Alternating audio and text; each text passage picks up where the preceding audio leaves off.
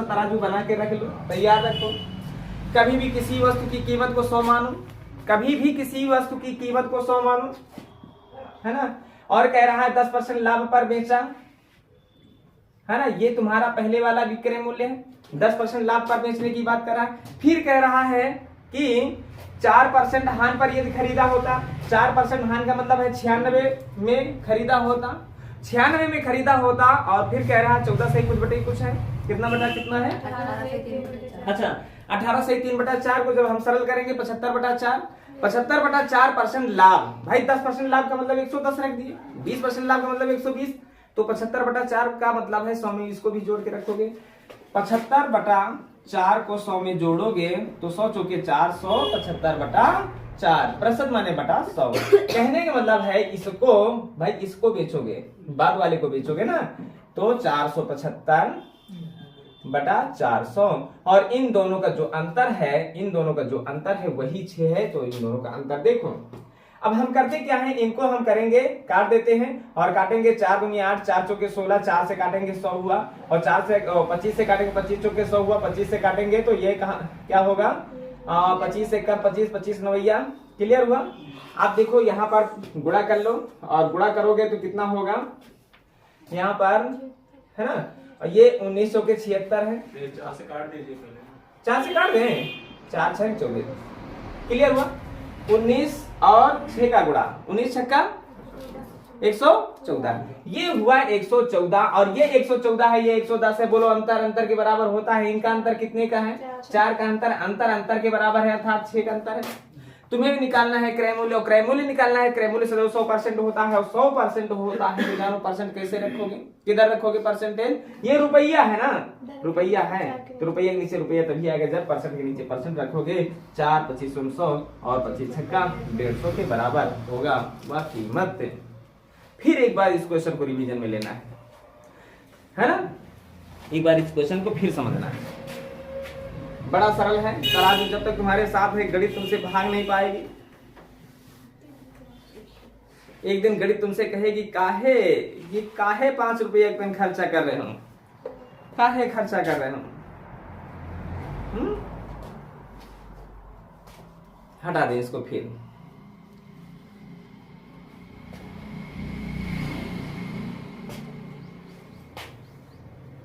आया समझ में कि नहीं।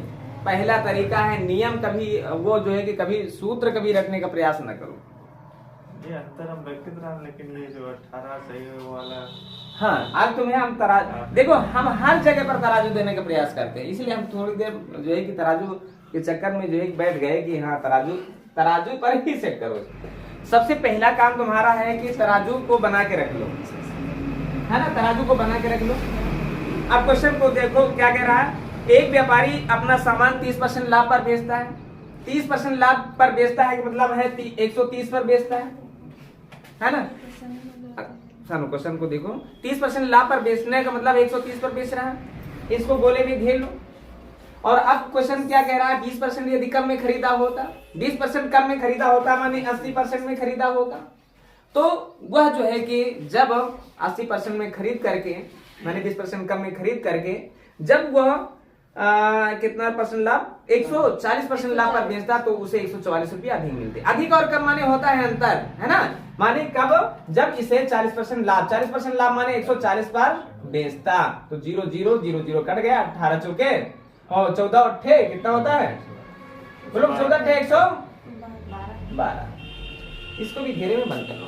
इसकी कीमत और इसकी कीमत के बीच का अंतर जो कह रहा है वो 144 है। 144 के सामने भाई 144 रुपया कम या अधिक माने अंतर, अंतर के सामने अंतर को रखोगे 18। ये रुपया है, और रुपया के नीचे रुपया तभी आएगा जब परसेंटेज के नीचे परसेंटेज रखोगे। परसेंटेज कह रहा है क्रय मूल्य, बताओ क्रय मूल्य सदैव होता है क्या, 100% का। और अब देखो सामने वाली संख्या को काटती है, 18 अट्ठे 144 और क्रिया में गुणा होता है तो 100 अट्ठे 800, है ना। वस्तु का क्रय मूल्य क्या रहा, 800 रुपया रहा। बोलो सरल लगा या नहीं। देखो क्वेश्चन क्या कह रहा है, पहले तो हम सवाल को लिख लेते हैं भाई। एक दुकानदार अपना सामान 20% लाभ पर बेचता है, 20% लाभ पर बेचता है, 20% लाभ पर बेचता है, 20% लाभ पर बेचता है। यदि 25 पर कह रहा है 10% अधिक पर खरीदा होता, 10% अधिक पर खरीदा होता, 10% अधिक पर खरीदा होता और 25% लाभ पर बेचता, 25% लाभ पर बेचता, तो सवाल कह रहा है कि 14 रुपया अधिक मिलते, 14 रुपया अधिक, है ना। तो सबसे पहला काम तुम्हारा है तराजू बना के रख लो भाई, और उस 14 रुपया को रख लो। 14 रुपया अधिक है, अधिक माने कमी अंतर की बात करता है ना, कमी अधिक का मतलब है अंतर की बात कर रहा है। अब क्वेश्चन को समझो, 20% लाभ पर बेचता है मतलब 120 पर, इसको गोली में रख लो और अब दूसरे वाले पॉइंट पर आ जाओ। इन दोनों के अंतर 14 रुपया है। क्वेश्चन कह रहा है 10% अधिक पर खरीदा होता, माने 100 रुपया सदैव मानो और 10% अधिक पर खरीद लो। 10% अधिक माने 110 पर खरीद रहे हैं और 25% लाभ पर बेच रहे हैं माने 125 पर बेच रहे हैं, परसेंट माने बटा 100, है ना। 25 पंचे 125 तो 25 चौके 100, और काटोगे तो देखो कितना आएगा भाई। 4 से बाद में भाग कर लो, है नहीं तो 2 से भाग कर लो, 2 दूनी 4, 2 से काटोगे 2 पंची पंजी, है ना। अब अभी भी 2 से भाग करना है, बाद में कर लेना। 50 25 27 माने 275, और 275 को 2 से भाग करो, 2 कम 2 2 6, 214 2 पंची 10। कहने का मतलब है इस वाले से और इस वाले का जो अंतर है वो 14 रुपया है, बस अंतर के सामने अंतर को रख देते हैं। ये देखो 137 रुपया 50 पैसा, 120 रुपया, अंतर रहा कितने रुपये के बराबर, बोलो बोलो कितने रुपये के बराबर रहा, 17.5 रुपया के बराबर रहा। और अब हमें क्या करना है, क्रय मूल्य निकालना है। क्रय मूल्य के लिए क्रय मूल्य सदैव 100% होता है। देखो दशमलव हटाओगे 0 बढ़ाओगे, क्लियर है।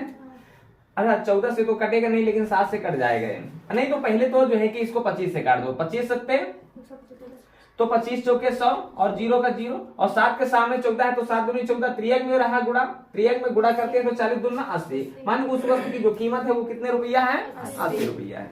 बात क्लियर हुई। चलो अगला प्रश्न। नहीं क्वेश्चन देखो, क्वेश्चन को समझो।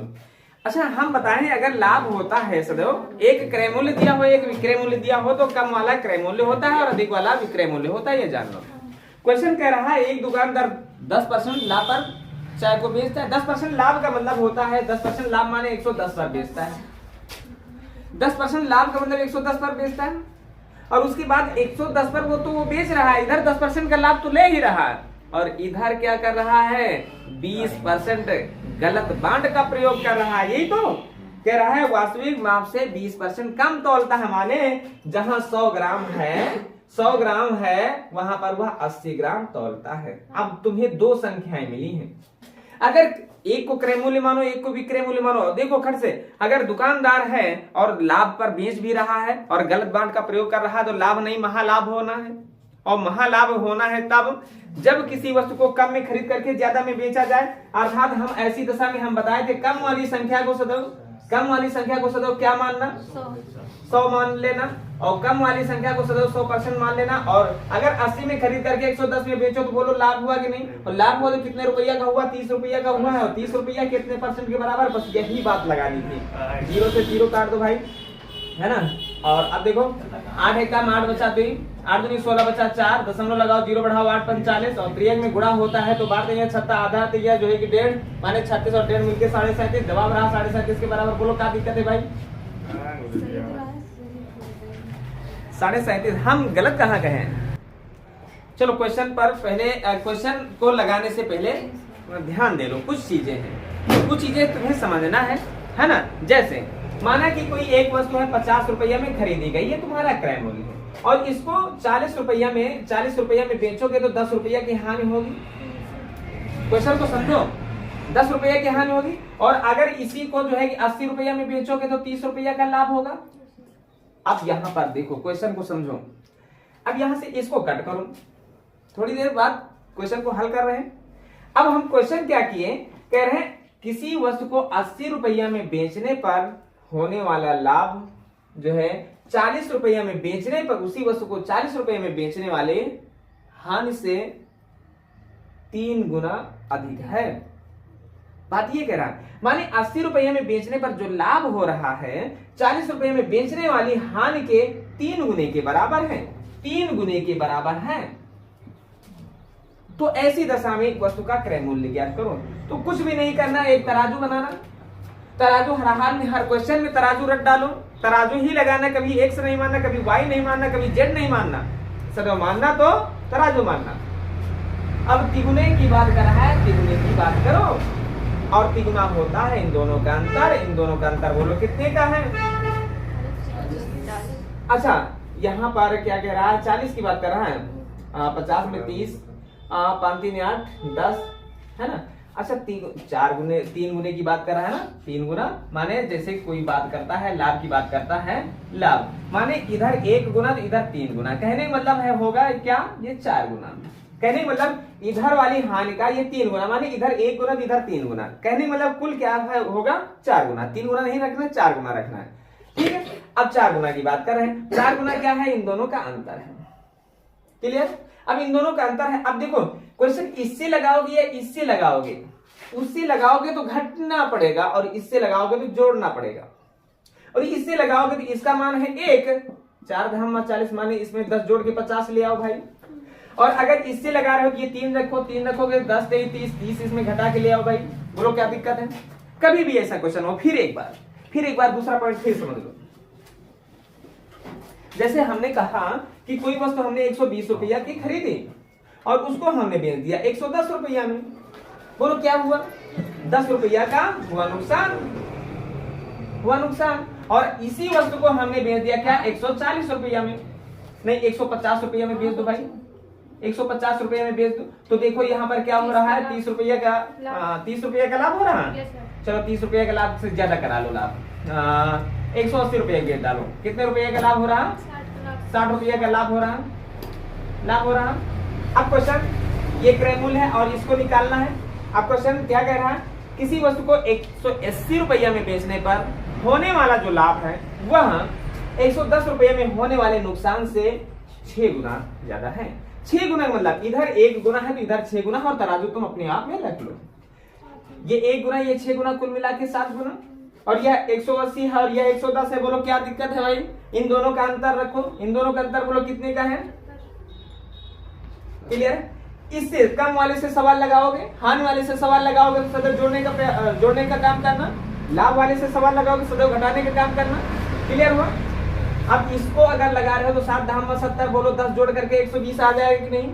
अगर इससे सवाल लगा रहे हो तो 6 धाम 60 बोलो 60 घटा के जवाब आ जाएगा कि नहीं? अब तुम्हारा प्रश्न क्या है? ये बात देखो, क्वेश्चन कह रहा है क्या? क्वेश्चन ये कह रहा है कि किसी वस्तु को 900 रुपया में बेचने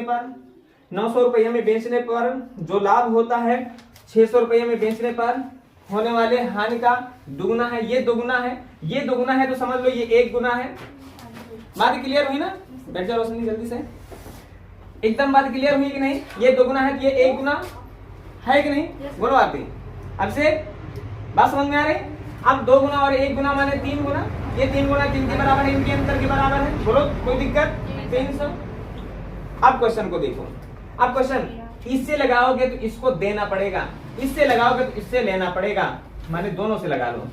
3 से काटोगे 100, 100 एक काम 100 माने 100 जोड़ दो 700। अगर किसी वस्तु को 700 रुपया में खरीद रहे हो तो जब 600 रुपया में बेचोगे तो 100 रुपया का नुकसान होगा, और 900 रुपया का बेचोगे तो 200 रुपया का लाभ होगा। बोलो ये लाभ जो है इस हानि का दुगुना है कि नहीं है? बोलो क्या दिक्कत है? सवाल लग जाएंगे। चलो अगला प्रश्न देखो। क्वेश्चन कह रहा है शुद्ध घी का भाव 100 रुपया प्रति किलोग्राम है। 100 रुपया प्रति किलोग्राम है ना। और इसमें एक 50 रुपया प्रति किलोग्राम वाला जो है कि क्या मिलाया जाता है? वनस्पति तेल मिलाया जाता है। और जब इसको बेचा जाता है तो 96 रुपया प्रति किलोग्राम के रेट से बेचा जाता है, और तब उसे क्या होता है? 20% का लाभ होता है ना। 20% का लाभ होता है। अब ये जान लेना। तब कह रहा है क्वेश्चन कि इन दोनों को किस अनुपात में मिलाया जाए? कुछ भी नहीं है, यहाँ पर दोनों वाला लिखा जाता है और क्या लिखा जाता है? 100% लिखा जाता है। 96 में जब बेच रहे हो ना, 96 रुपए में जब बेच रहे हो ना, तो क्या हो रहा है? 96 रुपए में बेच रहे हो तो 20% का लाभ हो रहा है। माने यहाँ पर 100% की जरूरत है, अर्थात 0 0 12 96 10 80 की जरूरत है। और 10 80 की अगर जरूरत है तो डमरू लगाना ना भूलो। देखो इन दोनों का अंतर इधर रखा जाता है और इन दोनों का अंतर जो है इधर रखा जाता है, और अनुपात बनाने के लिए दोनों तरफ से 0 हटा दिए जाते हैं। अनुपात बराबर क्या बना? 3:2 बना। ये नर्सरी का सवाल रहा। समझ लिए कि कितना पढ़ाई कर रहे हो? हाँ देखो सवाल कह रहा है कि एक व्यक्ति ने कोई वस्तु 5% लाभ पर बेच दिया। 5% लाभ का मतलब 105 पर बेच दिया। इसको गोले में बंद कर लो।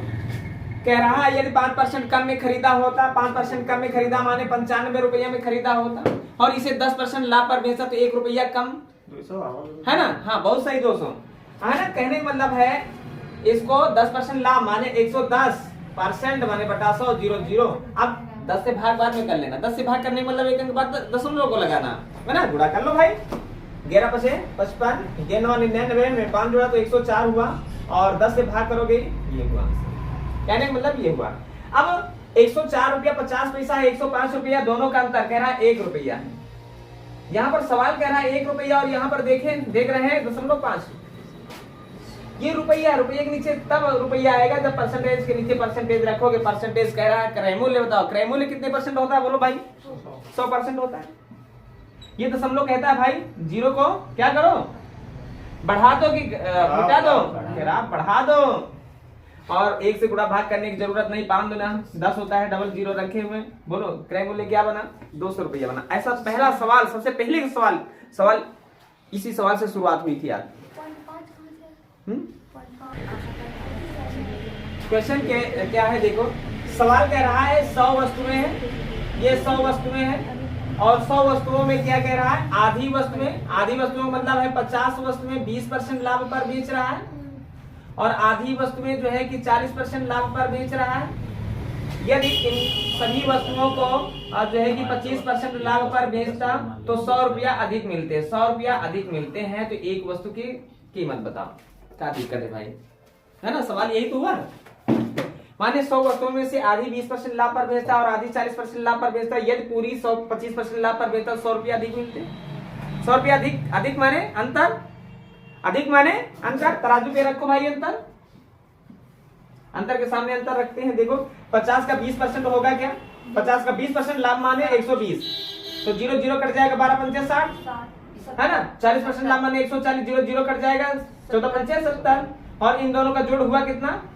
130 है ना। 130 बात क्लियर हुई? 7 7 11 130, और अंतर के भाई ये 125 है, 25% लाभ माने 125, और 130 और 125 का अंतर क्या है? 5 बराबर। अरे 5 वस्तुओं की कीमत 100 रुपया है, तो बोलो एक वस्तु की कीमत पूछ रहा है। एक वस्तु की कीमत 30 रुपया, बस यही तुम्हारा जवाब है। छोट सवाल है। चलो देखो, क्वेश्चन कह रहा है एक व्यक्ति जो है कि 2 वस्तुओं को 6400 रुपया में खरीदता है।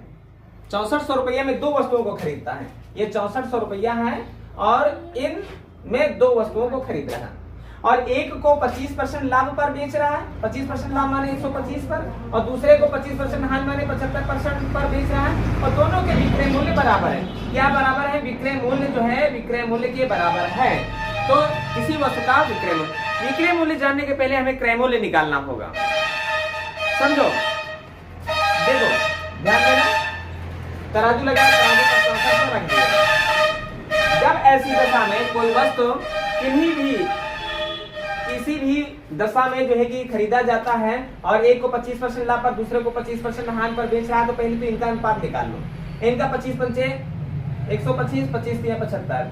जो इनका अनुपात बना है ठीक उनका उल्टा इनके क्रय मूल्यों का अनुपात होता है। क्रय मूल्यों का अनुपात माने अगर यह 3 रुपया में वस्तु को खरीद रहा है तो ये 5 रुपया में वस्तु को खरीद रहा है दूसरा वाला, तभी तो ये लाभ में बेचेगा और ये हानि में बेचेगा। मान लीजिए 3 से ज्यादा में बेचेगा, ये 5 से कम में बेचेगा, तभी तो विक्रय मूल्य बराबर होंगे। भाई ये 3 से ज्यादा में बेचेगा माने 25% लाभ माने 3 से ज्यादा में, ये 25% हानि माने 5 से कम में, तभी तो विक्रय मूल्य बराबर होंगे। फिलहाल अभी की बात क्या है? दोनों का धन है, दोनों के धन के सामने दोनों को जोड़ के रखो।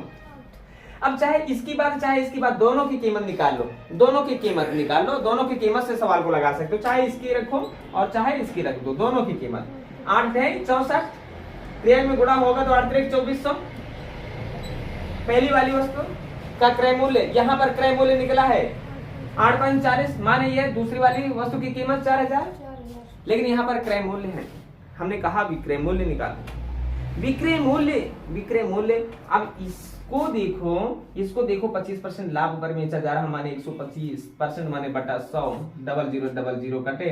अब देखो 24 पंचे 120 हासिल 12, 24 दूना 10 60 हासिल 6, 24 से कम 24, 24 6 30। ये तुम्हारा विक्रय मूल्य रहा। अगर इससे नहीं निकाल पा रहे तो इससे निकालो। ये वाला देखो इसकी कीमत है, अब इसकी कीमत है ये 25% हान, 25% हान माने 75% पर 0000 और 0 और 75 दुना 150 दुना 300 माने जवाब रहा 3000 के बराबर। चाहे ये 3000 चाहे ये 3000, ये तुम्हारा विक्रय मूल्य देखो, दोनों के दोनों विक्रय मूल्य तुम्हारे बराबर हो गए हैं। तो विक्रय मूल्य कितना रहा? 3000 रुपया रहा। ये आवत रहा लेकिन समझ नहीं आवत रहा कि अगला प्रश्न।